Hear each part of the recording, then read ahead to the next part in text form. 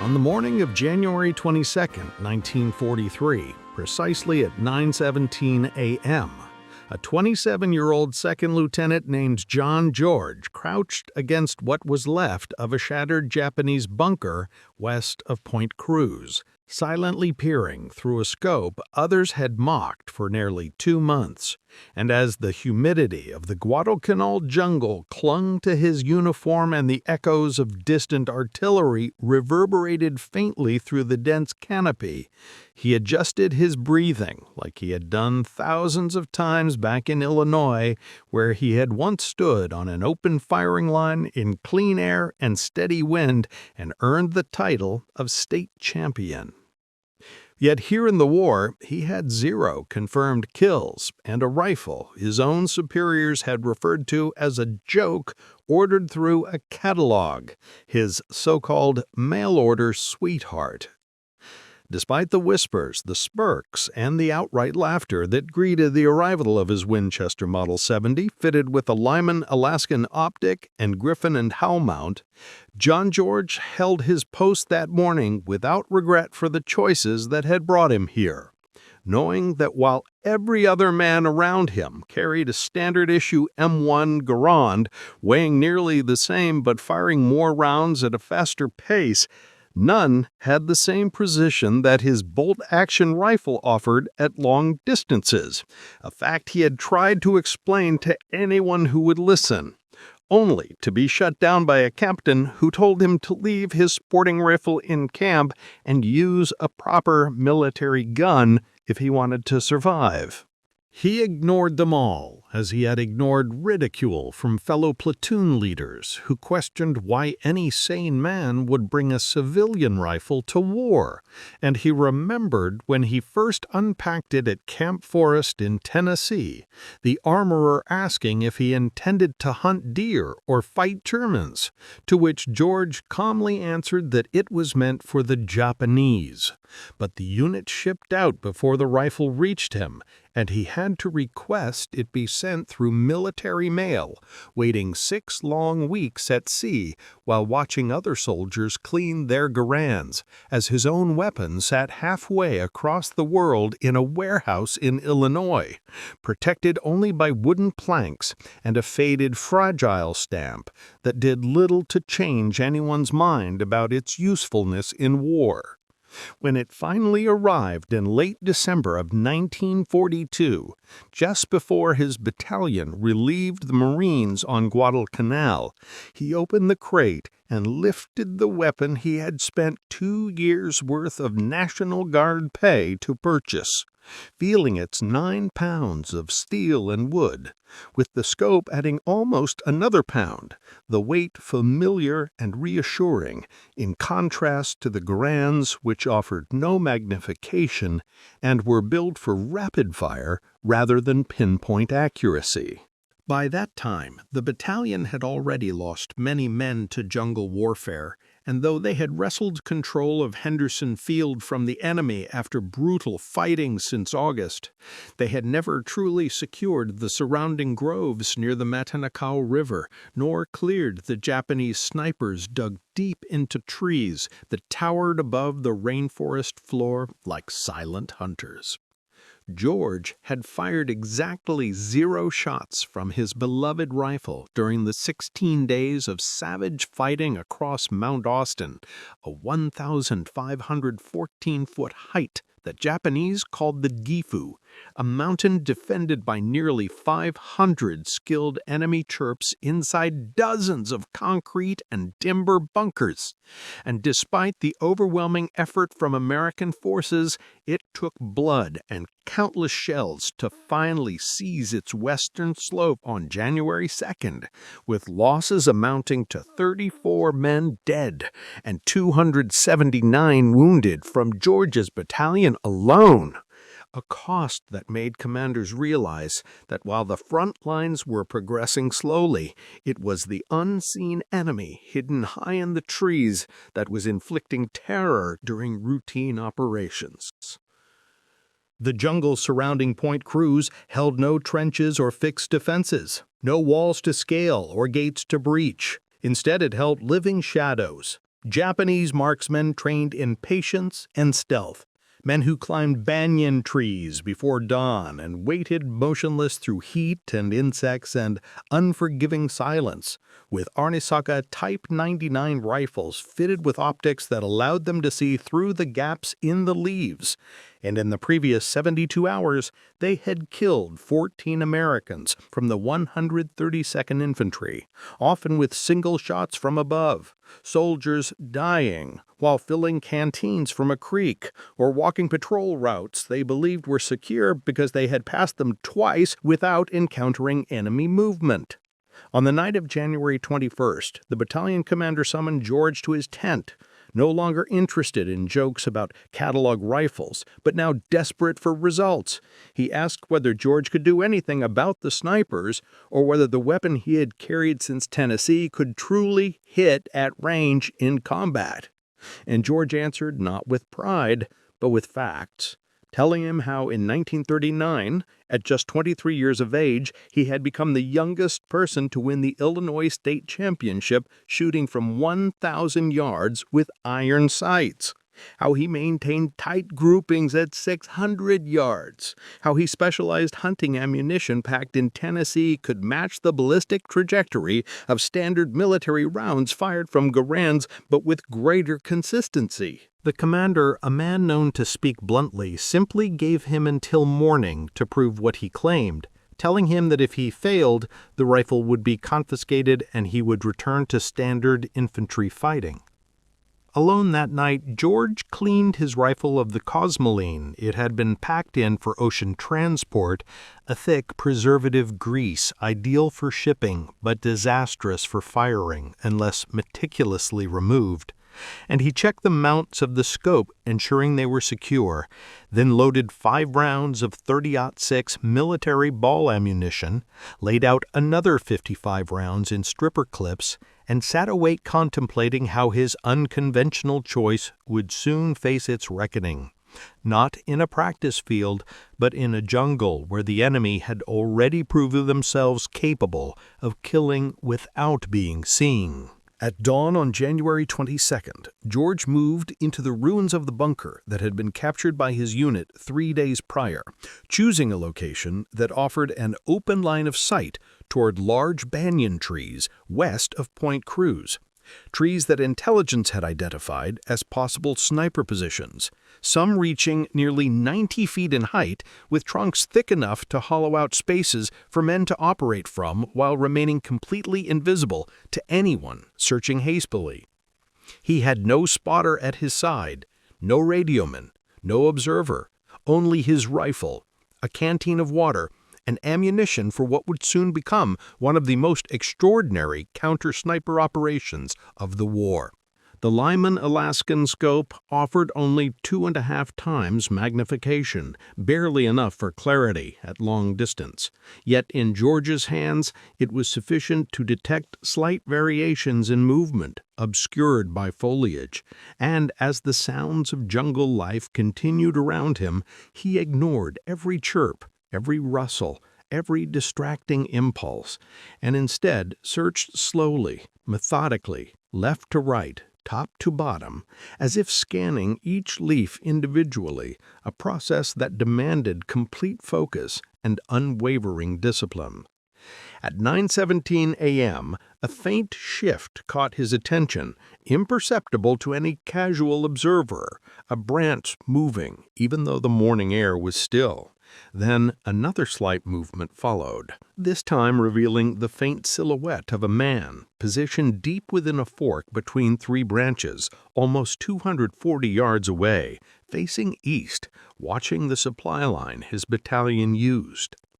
George adjusted for wind using instinct refined through years of competition, gently squeezed the glass-smooth trigger he had tuned at Camp Perry before the war, and with one precise shot, the Japanese sniper fell, plummeting 90 feet through crashing branches and landing lifeless at the base of the tree. And in that moment, the men who had mocked his weapon unknowingly witnessed the beginning of something they would later struggle to explain, as a rifle ordered through mail suddenly began rewriting the parameters of what one man could achieve, with patience, conviction, and a shot that others never believed possible. In the seconds following the first shot, as the echo faded into the density of the jungle, and a hush descended so profoundly that even the insects ceased their constant hum, John George stayed perfectly motionless inside the shattered bunker, resisting the instinct to lift his head or shift position, because experience taught him that revealing oneself after a shot often invited retaliation from unseen marksmen who might be waiting for another target to expose itself. And instead, he remained behind the rifle, controlling his heartbeat as if he could slow time itself. The action open, a spent cartridge still warm against the humid air. His fingers working with the speed of muscle memory honed long before war ever found him, chambering a new round with the smooth bolt movement, devoid of sound, beyond a muted, mechanical click. While somewhere beyond that same tree line, a Japanese lieutenant, stationed after sunrise, realized one of his best sharpshooters had fallen from the heights, and now scrambled to identify where the American rifleman had fired from. Yet the jungle swallowed all visible clues, hiding George in the remnants of a structure once intended for enemy defense. Within 20 minutes, the news spread by whispers along the American line that someone had taken down the sniper no one had managed to locate for 3 days, a sniper who had claimed 8 men, one of whom had been hit while simply writing a letter to his wife by the outer pathway of the battalion camp. And several soldiers glanced toward the west, unsure of what had just unfolded, ignorant of the fact that the rifle they had ridiculed would soon change the way counter-sniper operations were conducted on the island, and eventually throughout the Pacific campaign.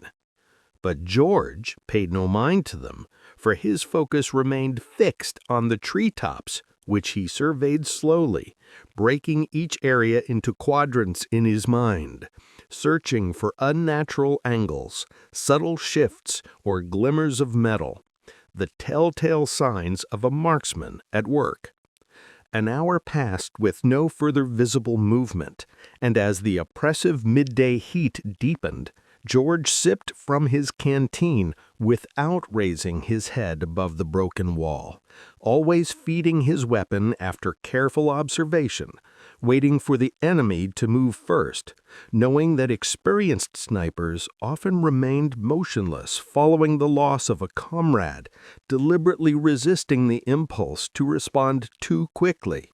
Yet George also knew that the longer an enemy sharpshooter held position, the greater the risk of their detection due to shifting shadows or small adjustments made to improve line of sight. And so he waited, content in stillness, his eyelids half lowered to reduce glare, his breathing calm, his senses tuned to any inconsistency in the jungle's rhythm. At 11:03 a.m., nearly 2 hours after the first shot, he noticed a flash of sunlight reflecting momentarily off what appeared to be glass or polished metal deep within a large southern banyan, maybe 310 yards from his position. And though the reflection lasted no more than a fraction of a second, it was enough for him to mark the approximate area, slowly rolling the elevation turret just enough to align the crosshairs with what he estimated based on the angle, comparing it to his prior sighting experience at long-range competitions, then adjusting for the rising heat waves distorting the view, while also accounting for the slight leftward drift from the faint sea breeze coming off Iron Bottom Sound, barely perceptible but present to a man who had learned to read wind by the way it brushed past the skin beneath rifle stock recoil. He squeezed the trigger once more, the rifle delivering a slow, controlled snap, less thunderous than the Garands firing live rounds across the defensive perimeter. And though he initially could not confirm whether the hit was successful due to obscuring leaves, within moments he saw the faint collapse of a leafy structure about 2 yards further down than expected, followed by the slow fall of a camouflaged canopy fragment, and soon the thud of a body slipping from the branches and striking lower limbs before hitting the forest floor. Another enemy sniper eliminated by a weapon others once believed unsuitable for combat. And with that, George had secured 2 confirmed kills without ever relocating, each shot fired from the exact same position, his concealment now compromised only by the knowledge that those shots originated from somewhere along the fallen bunker, prompting him to shift gradually backward using low crawl technique, never rising above the bunker's edge, dragging his rifle along the soil until he was 30 feet east of his original vantage point. By noon, American officers arrived to observe the area from behind trees and trenches, still unsure of whether George would return alive, for they assumed, based on conventional combat thinking, that he should have relocated immediately after the first shot to avoid counterfire. Yet, George, having studied World War I sniper methodology, as well as the techniques used by Soviet marksmen during the Winter War, understood that moving too often increased risk rather than reducing it, especially in dense jungle where enemy observers might track movement more easily than a fixed, well-concealed rifle nest. And this insight granted him a tactical advantage that no field manual of the United States Army in 1943 had explicitly taught. At 12:43 p.m., a third opportunity presented itself, this time not from above, but from an enemy figure who cautiously emerged from concealment almost 200 yards northwest, attempting likely to reposition or scout the fallen sniper's vantage point, unaware that George's scope was already following him, tracking each shift in terrain, and with a final adjustment accounting for the downward slope between them, George fired a third round, striking the target through small foliage gap precisely at upper chest level. A kill confirmed by the spotter that had been reluctantly assigned moments earlier by a skeptical lieutenant who, upon witnessing the impact through binoculars, lowered his optics in disbelief, realizing the sportsman rifle had removed 3 of the most dangerous enemy shooters in less than 3 hours. As word spread through the battalion, skepticism evaporated, replaced with quiet awe and, eventually, formal recognition from higher command, which began re-evaluating the use of bolt-action rifles equipped with optics for designated marksmen. And though the shift in policy would not be immediate, the incident sparked interest among senior officers touring Guadalcanal in late February, one of whom, Colonel William Whitson, reportedly addressed George directly, asking how many shots he believed an expert sniper should expend per confirmed hit, to which George answered simply, 1, capturing the essence of precision warfare that would later define American battlefield doctrine in both World War II and Korea. Though George was credited with 18 confirmed kills by the end of his Guadalcanal deployment, many believed the true count was higher, as several eliminations occurred during engagements where verification was impossible due to hostile line-of-fire restrictions, and yet he never boasted, instead merely stating that his goal had always been to save lives, not rack numbers, making it known that his principle remained unchanged. The fewer shots taken, the fewer men exposed to enemy retaliation, an ideology that sharply contrasted with the suppressive fire tactics employed by most infantry divisions of the era.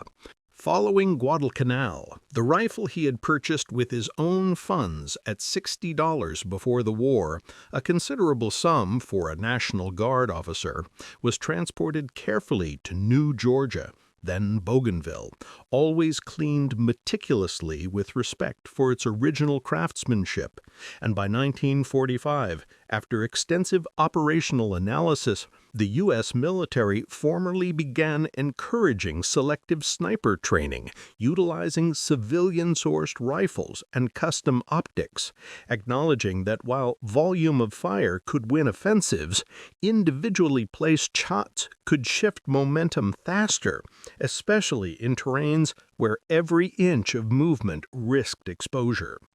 Years later, when discussing his wartime experiences, George would describe the jungle silence after his first shot as the moment he understood the war would not be won solely through force, but through clarity, patience, and a willingness to do what others had dismissed as impossible. And for the remainder of that afternoon on Guadalcanal, no enemy sniper fired from the trees against his battalion, marking the first time in nearly a week that the supply lines ran without fear of a bullet striking from above, a silence not born of peace, but of precision.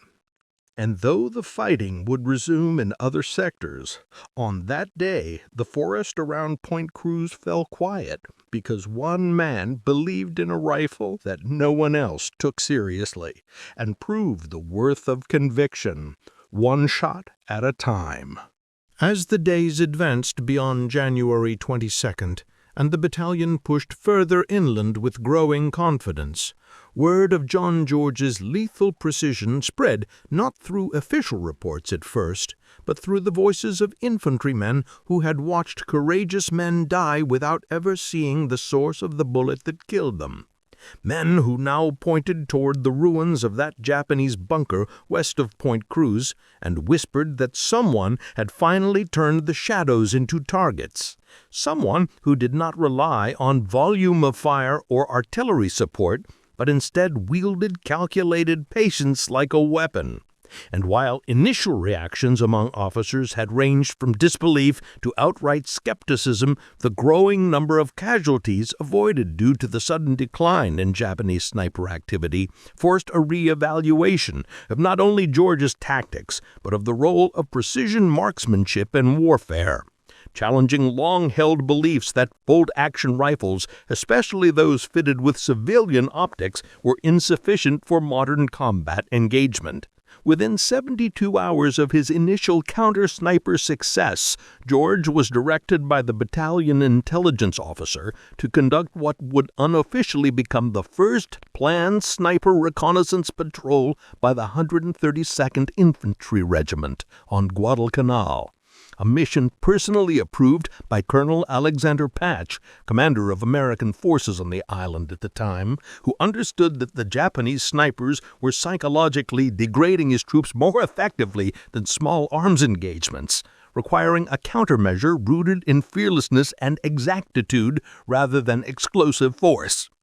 And thus George was equipped not with additional firepower, but with 2 observers and a field message radio, with orders to identify and eliminate remaining sniper threats along the supply corridor leading toward the Matanikau River crossing, an area where ambushes by hidden marksmen had delayed advancement for weeks.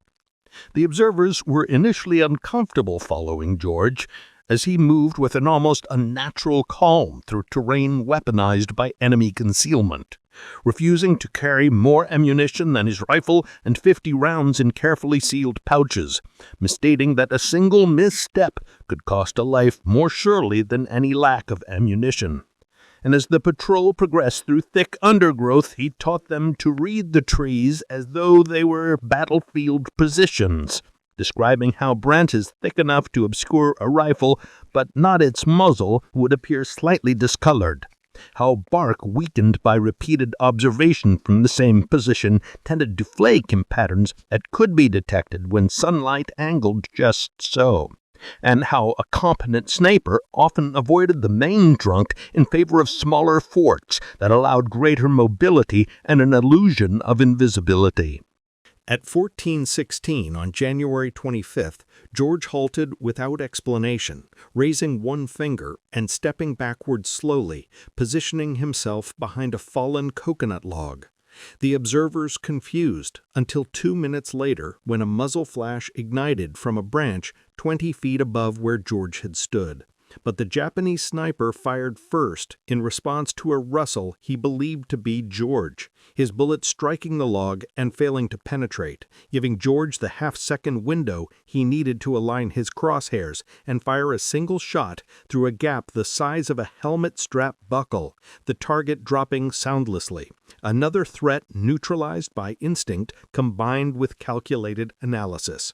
And with that shot, the observer's skepticism transformed into awe. One later writing in his journal that George saw through trees the way a surgeon sees through flesh, a phrase that would not reach publication until long after the war, but would come to symbolize the profound skill George carried into battle. By the end of January, 8 confirmed snipers had been eliminated by George across varied terrain, with no casualties among his patrols, a record unmatched by any marksman in the Pacific at the time, prompting higher command to instruct General Edmund Seabury to expedite a formal review of sniper integration within infantry units, marking the shift from sporadic individual use of scoped rifles to tactical deployment, guided by observation principles later standardized by the U.S. Army Field Manual in 1944, principles derived directly from George's methods,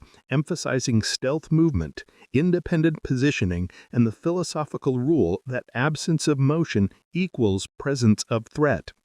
A principle George repeated not as poetic doctrine, but as tactical certainty, because he believed that the most dangerous sniper was the one who fired rarely, not the one who fired often.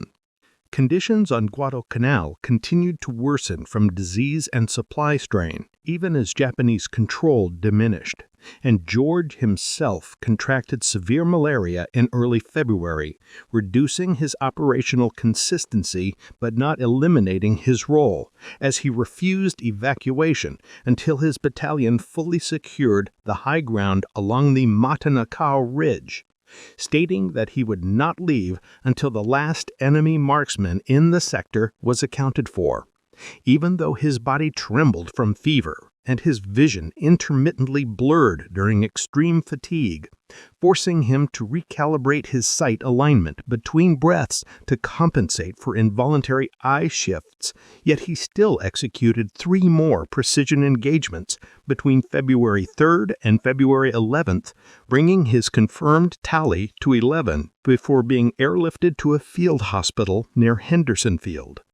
The rifle, by his direct order, remained embedded within the battalion's control, to be used by any marksman capable of employing its full potential. But the battalion commander insisted that no one else would carry it until George returned to duty, stating that the weapon had become an extension of its owner and should not be separated except under final necessity, a testament not to sentiment, but to the belief that tools only mattered when matched with conviction.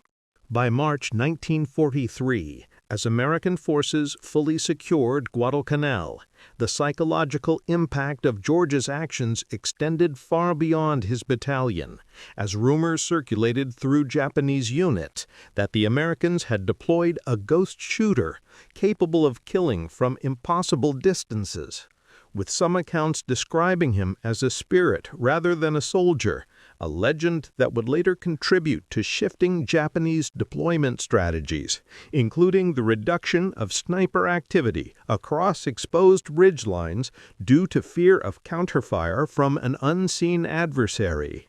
After recovering from malaria, George requested frontline reassignment rather than stateside rest, a decision unusual for an officer who had achieved such notable effectiveness, yet determined that his duty remained with his men in active service, and by mid-1943 he returned to New Georgia, bringing the same rifle now fitted with a new elevation turret adjustment, constructed in field machine shop conditions by a sergeant named Wallace, who believed increased dial precision could further enhance shot placement at extreme ranges where estimation alone had previously dictated holdover.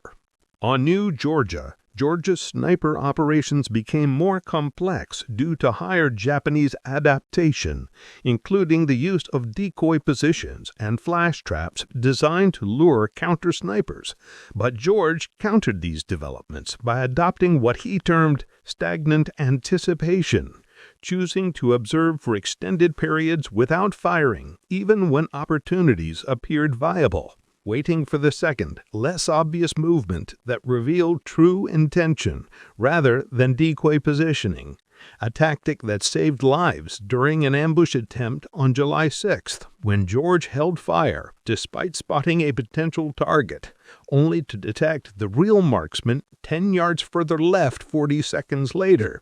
eliminating him before he could initiate fire upon the advancing American line.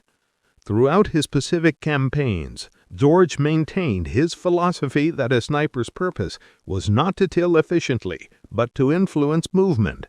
to shape the battlefield through fear, precision, and disruption of enemy observation. And though his skills exceeded 20 confirmed by war's end, with significant additional probable hits unverified due to combat conditions, he viewed each shot not as victory, but as preservation, a calculation tallied against the number of Americans he believed would have died had those letters, written under the shade of palm fronds, been interrupted by unseen rifles. In post-war reflections, when asked whether he had ever considered abandoning the rifle others had mocked, George answered with a quiet certainty that he would not change a single decision, asserting that while the military initially saw his weapon as impractical, it had become proof that knowledge, prepared long before conflict, could redefine combat in ways that doctrine alone could not, and that every man who survived a patrol because the tree line remained silent instead of erupting in gunfire stood as living evidence that conviction, when paired with precise execution, could turn the tide of war before any artillery barrage was ordered or any front line charged. And so, as the Pacific War advanced beyond Guadalcanal, through jungles darker and more chaotic, the name of John George was not merely spoken with respect, but carried as a reminder that even in a war driven by overwhelming force, sometimes the quietest shot held the loudest consequence, and the rifle, once dismissed as a mail-order novelty, became the blueprint for a new kind of soldier, one who saw beyond volume and embraced clarity, aiming not at the body of the enemy, but at the very heart of fear itself. As the war reached into late 1943 and early 1944, and strategic emphasis began shifting from isolated island engagements toward broader offensive drives across the Central Pacific, John George found himself increasingly tasked not only with direct sniper operations, but with the responsibility of shaping the marksmanship philosophy applied throughout multiple battalions, his reputation now acknowledged directly by General George C. Marshall's staff as evidence that unconventional thought could alter attrition rates without increasing logistical demand, leading to his temporary reassignment to a reconnaissance and tactics advisory role within the 14th Corps, where he was asked to observe and refine infantry planning around infiltration, concealment, and psychological disruption. And although reluctant to distance himself from frontline action, George accepted out of belief that broader influence could save more lives than his rifle alone, a belief cemented by letters he received from platoon leaders describing how implementing just one of his concealment training drills resulted in patrol survival rates doubling during night advances on Bougainville. And yet George remained insistently humble, often stating that survival was not solely attributed to his methods, but to the willingness of young soldiers to learn under duress, to adapt to environments that seemed built to kill, and to apply discipline in moments when instinct screamed to rush forward, a restraint he believed separated endurance from elimination. During this advisory period, George began compiling field observations into what would become a foundational manuscript on counter-sniper tactics, drafted not as a formal military document at first, but as notes scribbled between terrain evaluations, detailing minute observations, such as the reflective difference between damp soil recently disturbed by prone positioning and soil unsettled by animal movement, the acoustic variance in palm leaf rustling caused by upward rather than downward motion, suggesting human weight adjustment, and the way the shadow cast by a rifle barrel slightly elongated in humid climate during late afternoon heat could indicate momentary exposure through foliage gaps. And these details, when later analyzed by Signal Corps officers responsible for improving camouflage netting, led to adjustments in fiber patterning designed to disrupt line-of-sight perception at ranges exceeding 600 yards, demonstrating that George's influence had shifted from lethal precision into infrastructural enhancement of soldier survivability. Yet despite his growing status as a tactical innovator, George remained psychologically anchored to the men still navigating ridgelines and river crossings under enemy observation, returning whenever possible to field patrols, even those deemed too hazardous for senior officers, insisting that no written instruction could replace the lived experience necessary to maintain relevance in evolving combat. And during one such unauthorized patrol on Villa La Vela in December 1943, he demonstrated the first known application of trajectory dampening through environmental manipulation by directing his spotter to sever high banana leaves prior to shot placement, using the natural moisture and pliability of the cut foliage to reduce muzzle signature at the moment of discharge, an improvised technique not officially recorded until decades later during modern Special Forces training reports. As casualty reports from Japanese snipers declined due to increasing counter-sniper efficiency across American units, George turned his focus toward understanding how fear operated within both sides, interviewing prisoners and studying abandoned diaries, concluding that the greatest advantage of the sniper was not elimination but uncertainty,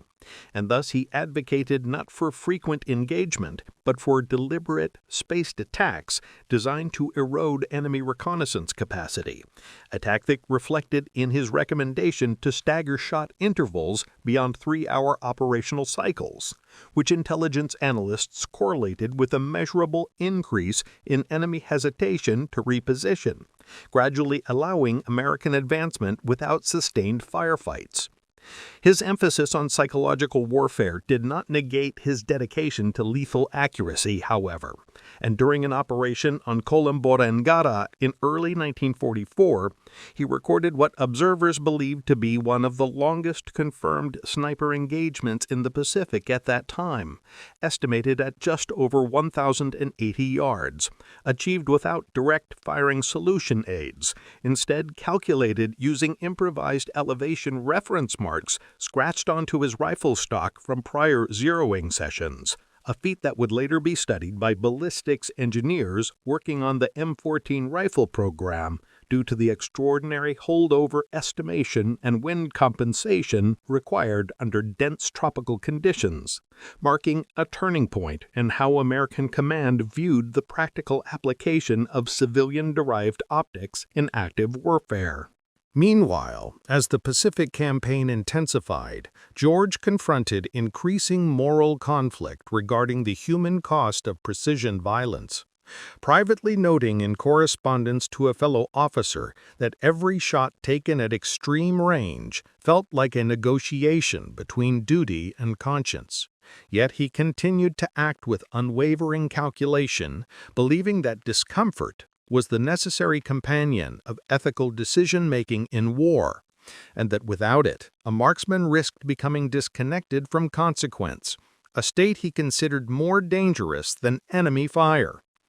In April 1944, George was given limited authority to establish the first experimental sniper instruction module for infantry candidates rotating out of combat for recovery, and he utilized recovered enemy sniper notes to demonstrate how American movement patterns were exploited, reversing the perspective so that recruits could adapt through empathy rather than solely survival instinct, an approach that initially confounded traditional trainers but resulted in the fastest tactical assimilation rate recorded among incoming platoons that quarter. His growing influence prompted recommendations for stateside reassignment to help formalize a comprehensive sniper doctrine, yet he declined again, stating that doctrine must be born in mud rather than in clean rooms if it is to withstand the chaos it seeks to navigate.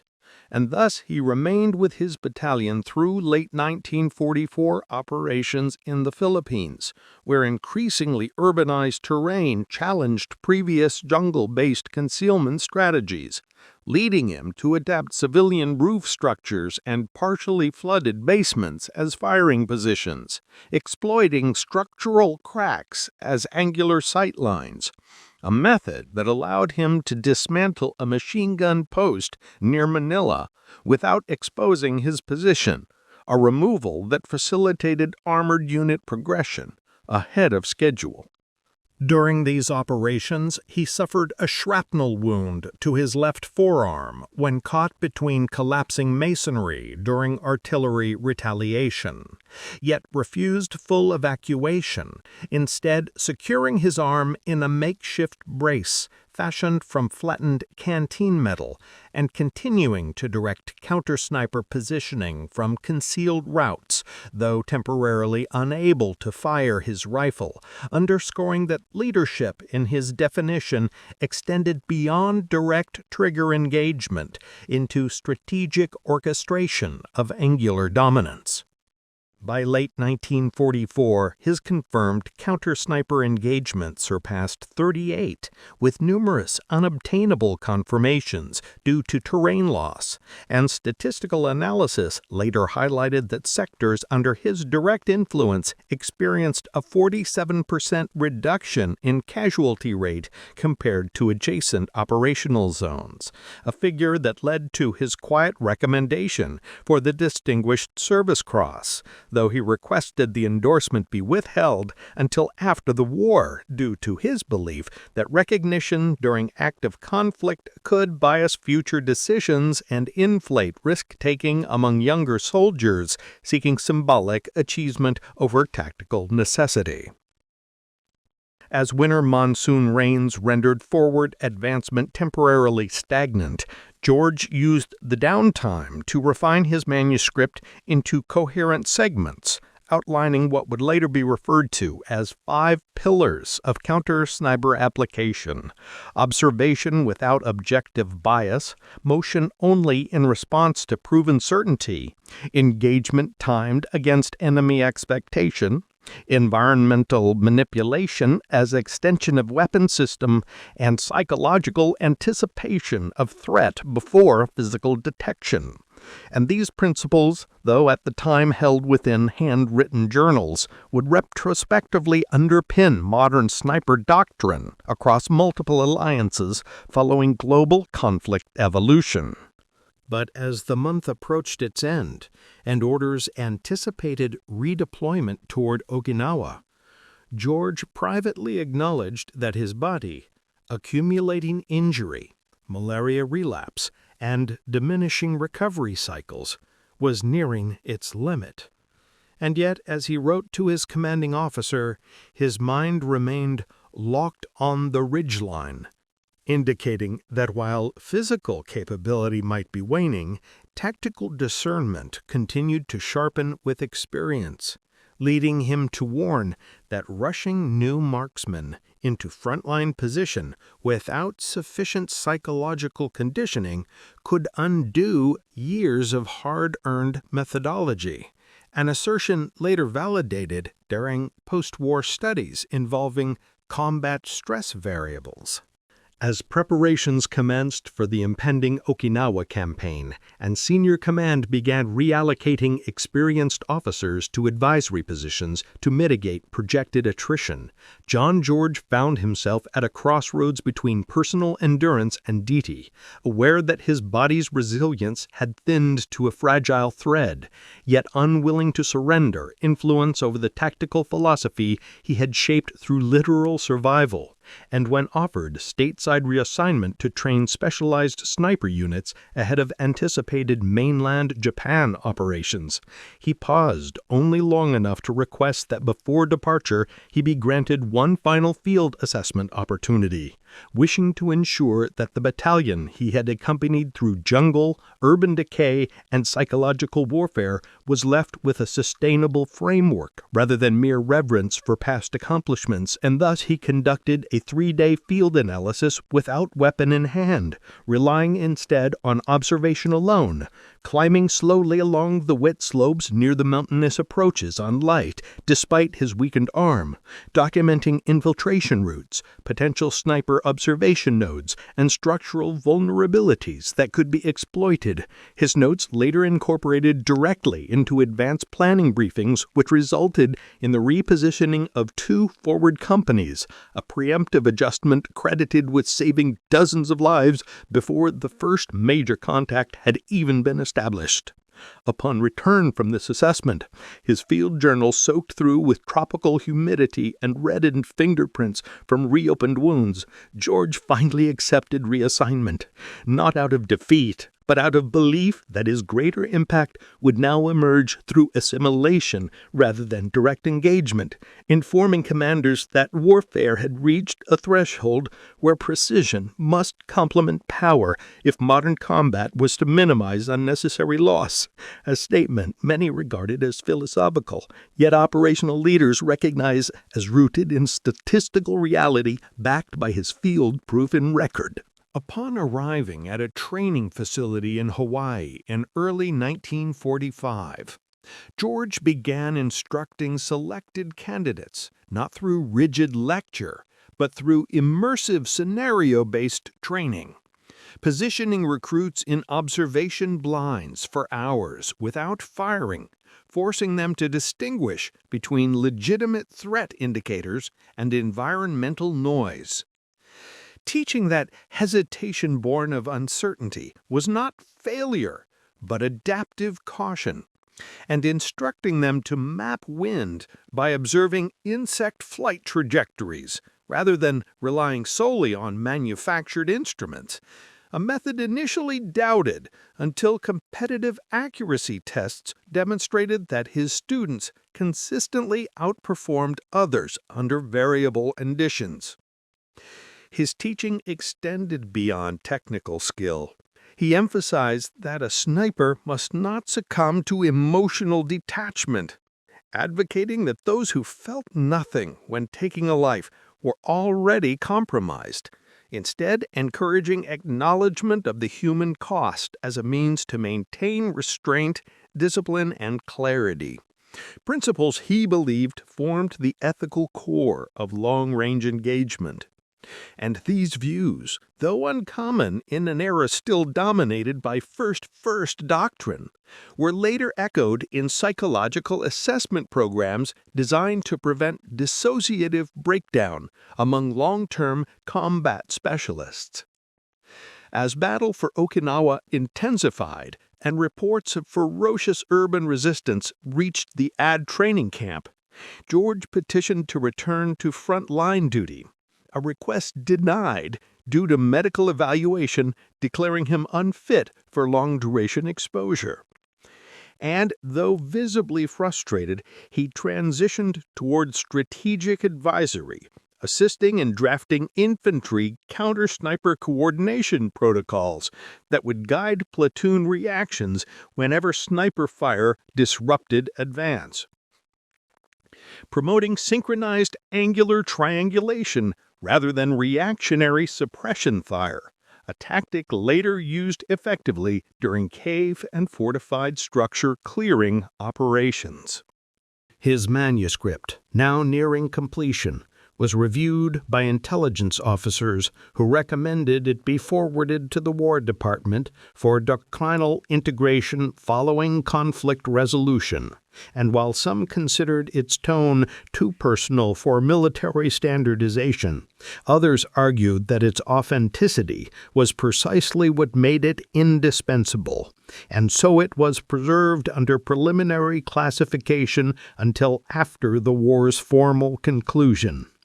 With the Pacific War nearing its final violent culminations and the atomic age on the horizon, George reflected in correspondence to a former observer that though his own battlefield chapter was closing, the principle he had held from the beginning, that clarity could outperform chaos, remained relevant even in an era of increasingly destructive weapon systems, reminding that even the most powerful forces in war ultimately depended on the precision of human decision, whether delivered through a rifle scope or a command order. After the war ended in September 1945, George declined numerous offers to enter weapons development or private consultation, choosing instead to assist in establishing marksmanship programs for returning veterans struggling to reintegrate, believing that the discipline of controlled focus could help mitigate psychological disorder among former combatants. And during the years he quietly finalized his writings into what would eventually become a reference work titled Shots Fired in Anger, published after initial resistance, revealing for the first time the detailed accounts and philosophical rationale behind his approach, a text that influenced not only military doctrine, but also civilian precision shooting communities. Despite growing recognition, George remained deeply conscious of the men who did not return from patrols before snipers like him were deployed, often attributing his survival to timing rather than skill, insisting that his role was merely one part of a broader collective effort, shaped by the sacrifice of countless infantrymen whose stories never reached publication. And in interviews, he continually redirected attention from his own achievements toward the necessity of integrating tactical innovation within every component of infantry structure, stating that reliance on individuals was failure if doctrine could not sustain methodology across units without dependent heroism. In post-war military symposiums, he advocated for institutionalizing observational training at the earliest stages of infantry conditioning, arguing that every soldier could benefit from adopting even fragmentary sniper principles, such as field pattern recognition and position minimization, thus potentially reducing battlefield casualties long before specialized units were deployed. And this recommendation, though slow to implement, eventually led to revisions in training fundamentals in the late 1940s and early 1950s. When asked to summarize his most critical lesson for the next generation of marksmen, he replied that a rifle remains only as capable as the intention behind its trigger pull, that precision without purpose is merely mathematics, and that purpose built upon preservation rather than destruction is what allows a sniper to maintain humanity even when the shot demands finality, a sentiment that became widely cited in later sniper manuals as a guiding ethical framework. By the time of his passing, decades later, George's legacy had evolved from combat legend to doctrinal architect. And as military historians reevaluated the role of snipers in modern combat, his name was consistently referenced as the pivotal figure who shifted military perception from skepticism toward strategic reliance, transforming a mail-order rifle and improvised optics into a weapon that not only neutralized enemy threats but redefined the battlefield.